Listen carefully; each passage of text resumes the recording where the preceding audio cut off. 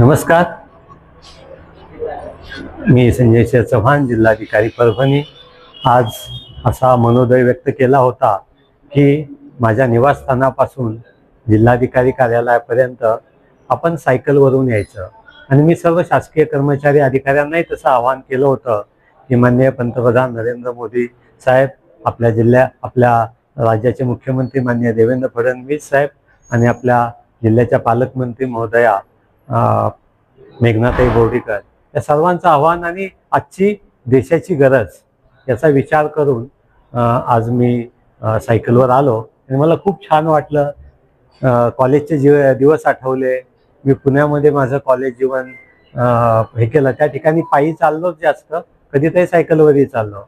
आणि पुणे हे त्या काळी जगामध्ये सायकलचं शहर म्हणून ओळखलं जायचं. तर ते सुद्धा PMC आहे आणि आपली सुद्धा PMC आहे, पिंपरी चिंचवड महानगरपालिका कॉर्पोरेशन. तर मराठवाड्यात सुद्धा आपण हा प्रयोग आज केला आणि मला खूप छान वाटलं.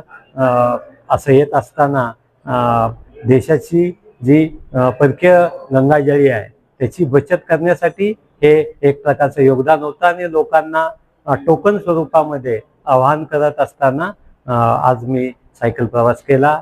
सर्व अधिकारी कर्मचाऱ्यांनाही दर शुक्रवारी आपण असा प्रयत्न करावा असं आवाहन केलेलं आहे. मी स्वतः सुद्धा गरजेनुरूप हे नक्कीच करत राहील. माझी सुरक्षितता, इतरही तातडीच्या गोष्टी या सर्वांचा विचार नक्की करेन. परंतु आजचं आव्हान हे युवकांसाठी होतं, प्रौढांसाठी होतं की आपण पेट्रोल डिझेलची बचत करू शकलो तर ती नक्कीच देशासाठी आपली मदत होणार आहे. आणि याशिवाय ही त्या सप्तसूत्रीमध्ये मान्य पंतप्रधान महोदयांनी आणि मान्य मुख्यमंत्र्यांनी दिलेले 19 निर्देश आहेत, याचं सुद्धा आपण पालन करूयात. आणि देशाची स्वयंपूर्णता निर्माण करण्यासाठी, स्वतःच्या पायावर खंबीरपणे उभे राहण्यासाठी हे जे आव्हान आहे त्याला आपण सर्वांनी प्रतिसाद द्यावा अशी माझं नम्र आव्हान सर्व परभणीकरांसाठी आहे.